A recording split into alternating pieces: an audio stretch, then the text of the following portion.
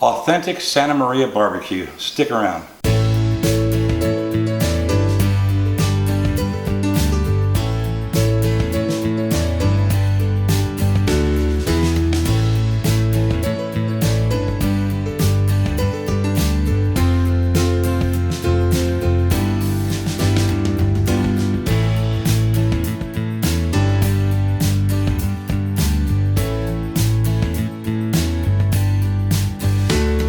So in the opening of this video, you'll notice that I use the word authentic and not traditional, and there's a reason for that, okay? Santa Maria BBQ has been around since the 19th century, just a little past mid-19th century. And it's done some evolving since it started, so I don't want the diehards to look at what I'm going to prepare today and come back, oh no, it's got to be this and it's got to be that. You know, what I'm cooking today is I'm going to plate you up what you could expect if you were in Santa Maria today expecting to have a Santa Maria barbecue experience. So that's what this cook's all about. Now, going into traditional Santa Maria barbecue, the choice of meat was actually top sirloin. They would take top sirloin roast or top sirloin steaks, and they would skewer them and they would roast them over an open pit fire of scrub oak or red oak, which was indigenous to the area and still is today, still the choice of wood for Santa Maria barbecue. But it was really a top sirloin cook, and it wasn't really until the early 1950s that the tri-tip kind of showed up on the scene and became the staple beef product in Santa Maria. So that's where I get the definition between traditional and authentic Santa Maria. So what we're going to put on this plate is the food, all the trimmings and the sides that you would expect to see. So let's go ahead and get started. First thing we're going to do is we're going to make a barbecue rub. Okay, so the Santa Maria rub. I'll show you how we do that.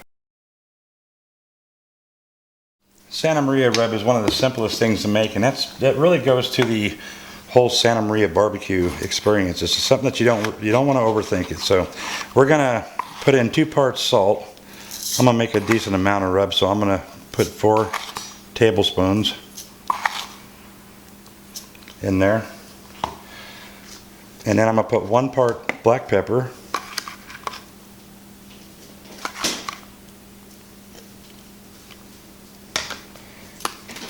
and I'm going to put 1 part granulated garlic,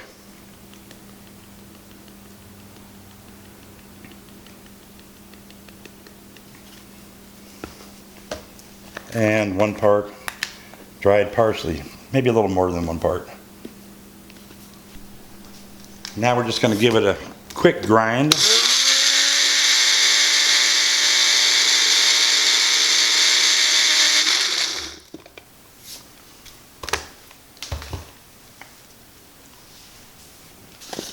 And that is our Santa Maria style rub. In Santa Maria barbecue, there is no sauce. Instead, what they do is a salsa. So that's the next element that we're going to make. Now that we have our rub done, we're going to make our salsa. And I didn't film the making of the salsa because it's just that simple to do. So I'm just going to give you a quick instruction here on what I did to make this salsa.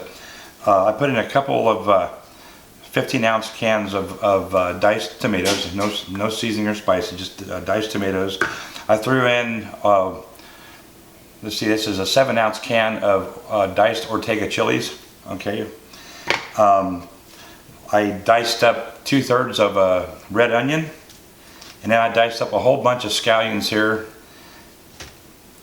and I threw in about a tablespoon of diced garlic, and then I put in a little bit of red wine vinegar, and just to bring the complexity up a little bit, I have a 25-year-old balsamic vinegar here, and that's not a mandatory thing. I added it in because it just makes it a little more rich and savory, takes it up to another level. And then you just bring the salt content up inside of that with your Santa Maria rub. You add that in to bring the salt content up, and then just a squeeze of lime, mix it up really good, cover it, put it in the refrigerator, let it go overnight, and I'll show you what this salsa looks like. This is our Santa Maria style salsa, and it's not a spicy salsa. Now you can add some spicy pepper in there if you want that, but traditionally they don't really have a spicy pepper that they put in there. the scallions or green onions in there, kind of give that freshness along with the onions. And you can also throw some parsley, fresh parsley, or maybe even some cilantro in there, which takes it to another level. But again, I'm keeping it simple Santa Maria right now. So that's what our salsa looks like.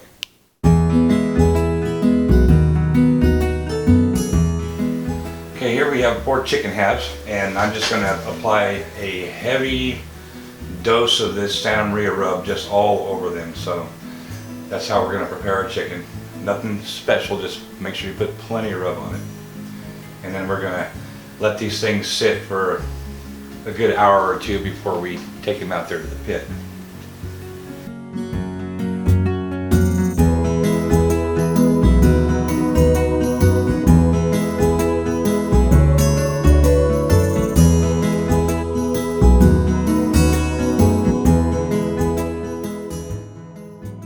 To prepare the Santa Maria style tri-tip, first thing I'm going to do is I'm going to go in here and just trim away some of this silver skin. I'm not going to get overly picky with it, but I want to get these larger covered areas to be uncovered because I want to get plenty of that rub flavoring down inside that meat. So we're going to do that.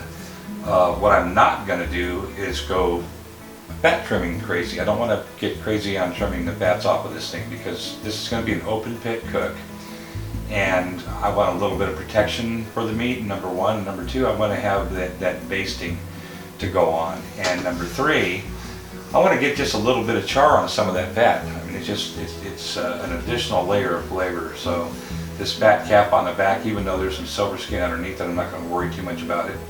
I'll trim this end off right here to get it good and exposed, and maybe just do a little bit of minimal trim on this fat here to thin it out a little bit.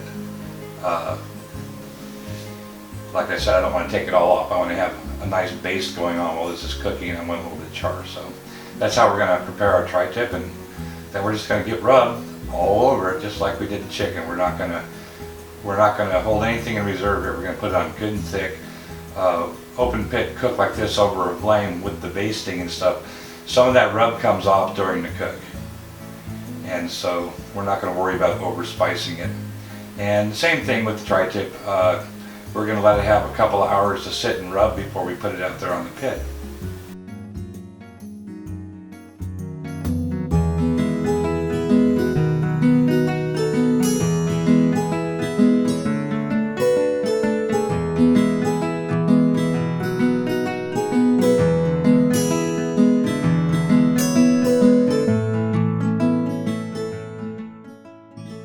Okay, another thing you're going to have in order to prepare authentic Santa Maria barbecue is the Pinquito bean. This is a small pink bean. I'll show you a close-up of these. Just a tiny, very firm pink bean. It's my understanding that it's a cross between a pink bean and a small white bean. But they're indigenous to the Santa Maria area. That's the only place you can get them. It's the only place they grow.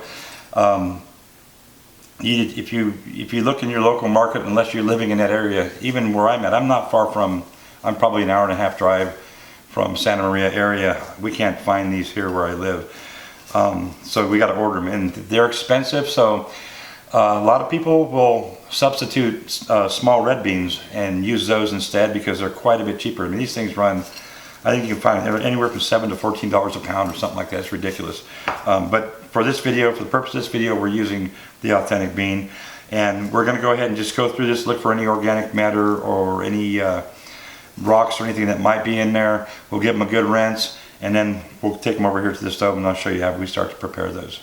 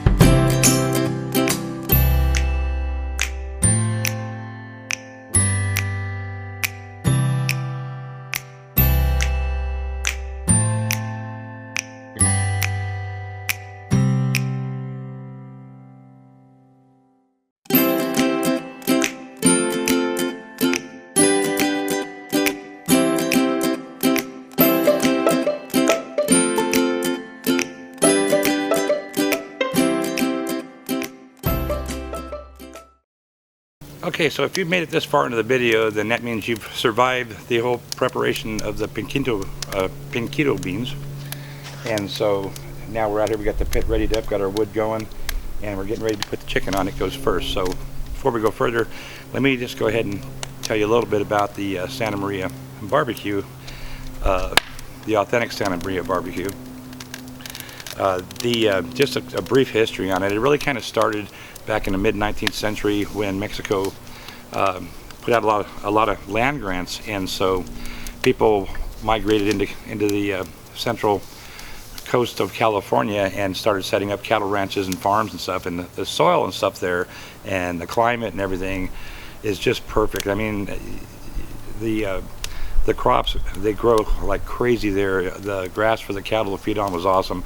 And so, you know, once a year during the spring roundup, they would bring in these vaqueros, which are cowboys, Mexican cowboys, and they'd bring them in for the roundup, and that was how they would feed them. Is they would use top sirloin, and they would skewer it and cook it over open pits over scrub oak. So that was kind of the birth of the whole Santa Maria thing, and so it's been going on that long. And that top sirloin was really the choice meat because it was plentiful. It was there, and you know, they were growing it.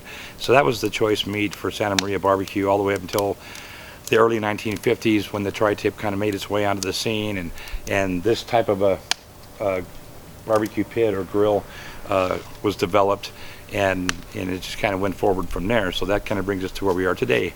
And the Pinquito bean, it's a very tender bean, but it doesn't get over tender like a lot of beans do, and it's not as firm as like a regular red bean would be. And it's very, very flavorful bean. It's crazy. These things, you can cook them with no seasoning, and they still are savory and good to eat. So that is a staple, and it's really, if you're going to have authentic Santa Maria, you've got to have the Pinquito. So that's where that comes from. So we're going to go ahead and get the chicken on here first. It takes the longest to cook. We'll get this grill elevated, get that going, and then I'll bring you back when we throw the tri-tip on.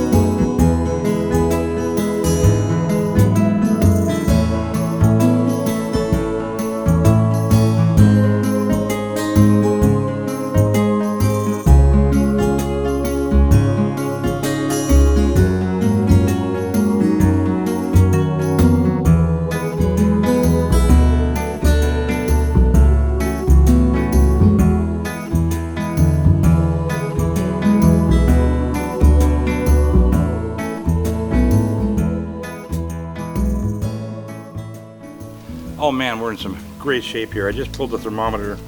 The chicken is right exactly where I want it. It's at 185 in the deepest part of the thighs there. So this is going to be just excellent. And the tri-tip is right now sitting right at 127 degrees. I want to see 130 on this tri-tip. And when we get done hitting that 130 mark, it's going to come off. I'm going to give it a quick foil wrap and just let it rest in there for just a little bit, kind of finish what it's got to do. The chicken's going to come off right now and do the same thing, except it's not going to get a foil wrap. It's going to get a quick little tint. Tri-tip, it'll be in that foil wrap for probably 5 to 10 minutes, and then I'll open it up and just let it continue to rest out for another 5 to 10 minutes after that. And then we're going to plate this up some authentic Santa Maria style barbecue. We just got one more product to bring in, and I'm going to show that to you as soon as this comes off. So until then, I'll just bring you in on this, and I'll show you what we've got so far. It's great. You're going to love it. Prepare to be hungry.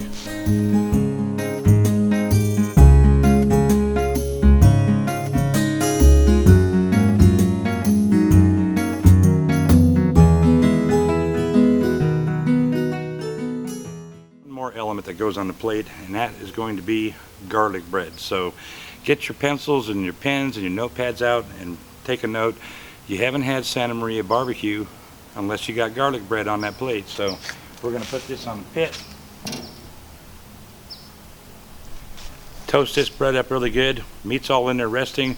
By the time this is done, we will have everything ready to go. We'll slice some meat up and we'll start plating it, and I'll show you what authentic Santa Maria BBQ looks like. Everything's off the pit, and I'm getting ready to plate this stuff up for you, and you're going to see what a beautiful plate of Santa Maria style barbecue looks like. I have given you everything that you need so that you can do this yourself. Now keep in mind, you don't have to have that exact type of pit to cook this barbecue on. If you've got a grill that you can grill out in the open, that's the main thing. You know, you can be innovative and find a way to elevate it if you need to do that. Sometimes you maybe just will build your fire on one side of your pit and you can move your meat on and off. It's a little more work that way, but you'll get the same effect, okay? So everything here you can do. If you don't have tri-tip in your area, and I know a whole bunch of my followers don't, just go get you some top sirloin. If you can find a good top sirloin roast or something, that would be great. Everything else, you know, you can order those Pinquitos online if you want to. You can shop through our affiliate link to find those, or just go get you some regular pink beans or small red beans. If you're using the red beans, just remember you're going to want to pre-cook them for a little while longer. They're a lot tougher. They won't get quite as tender, but just still have all the same flavors in there. It'll still be beautiful. So that's it. You know, invite your friends and family over. Be organized, set this cook up for them, and you know, maybe do your beans a day in advance, do your salsa a day in advance, and be ready, entertain your guests, and you're once again going to be a rock star. So let me show you what this looks like.